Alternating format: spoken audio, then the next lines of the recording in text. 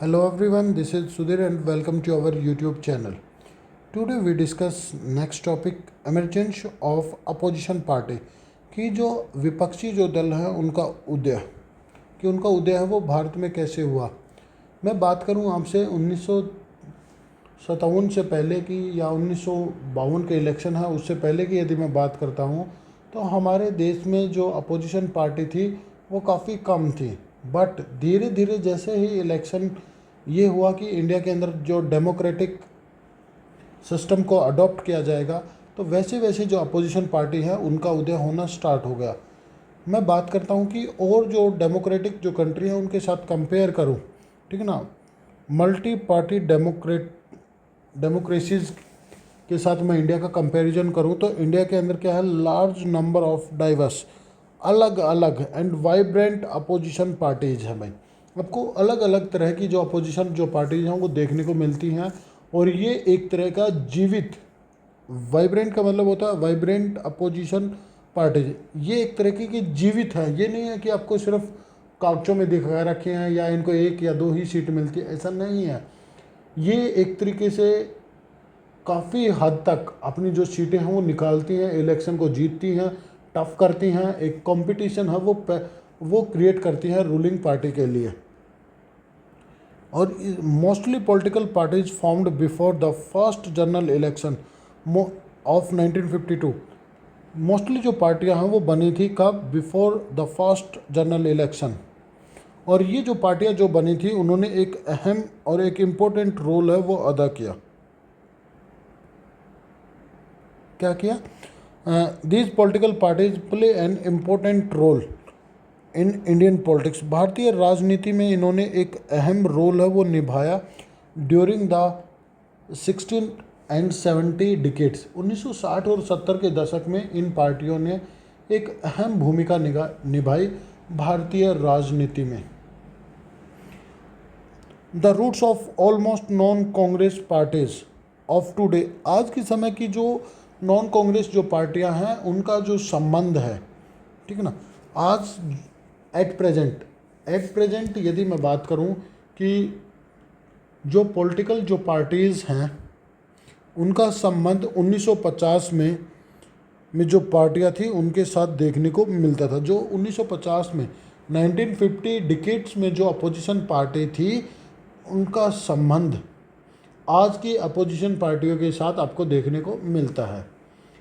कि कोई भी पार्टी है, जैसे बीजेपी है, जो बीजेपी आज आप देख रहे हो तो इसका जो संबंध है वो भारतीय जनसंघ के साथ है, ठीक है ना। भारतीय जनसंघ को हम आगे डिस्कस करेंगे तो वहाँ पे मैं बात भी करूँगा इस चीज़ के बारे में।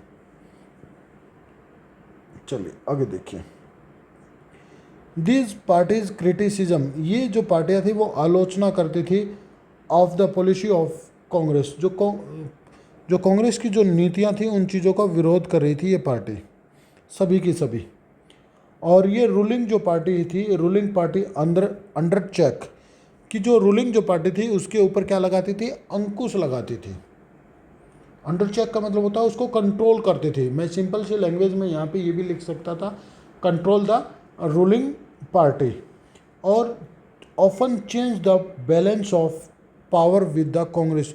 और जो कांग्रेस के अंदर की जो शक्ति थी, जो भीतर की जो पावर थी, उसको भी ये नियंत्रण करती थी, उसके ऊपर भी ये अंकुश लगाए रखती थी कि भाई कांग्रेस पार्टी ये नहीं है कि किसी एक धर्म को, एक कास्ट को, एक रिलीजियंस को ज़्यादा प्रायोरिटी न दे। पूरे समाज में हर एक व्यक्ति को, हर एक वर्ग को, हर एक ग्रुप को, हर एक क्लास को इम्पोर्टेंस है वो दे। ऐसा नहीं है कि केवल और केवल एक ही पार्टी को इम्पोर्टेंस है वो दे। इन द अर्लियर ईयर, शुरुआती सालों में मैं बात करूं, there was a lot of mutual respect between Congress and the opposition leader. कि आप अपनी बुक में एक फ़ोटो भी देखोगे तो उस फोटो में सभी जो विपक्ष के जो लीडर हैं वो आपको एक साथ है वो देखने को मिलेंगे। शुरुआती जो साल थे उसमें जो म्यूचुअल रिस्पेक्ट है वो देखने को मिलते थे दोनों लीडर्स के बीच में, leaders of Congress and opposition party. जो अपोजिशन पार्टी के जो लीडर्स थे और जो कांग्रेस के जो लीडर थे उनमें आपको क्या देखने को मिलती थी, म्यूचुअल जो रिस्पेक्ट है वो देखने को मिलती थी। एक दूसरे की इज्जत करते थे, एक दूसरे की जो भावनाएं थी उनको समझते थे।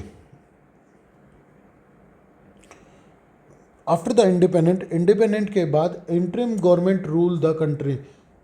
आज़ादी के बाद भारत में इंटरिम जो गवर्नमेंट है वो रूल कर रही थी। Opposition leader also include the interim government. जो अंतरिम जो सरकार थी उसके अंतर्गत आपके कौन से व्यक्ति थे?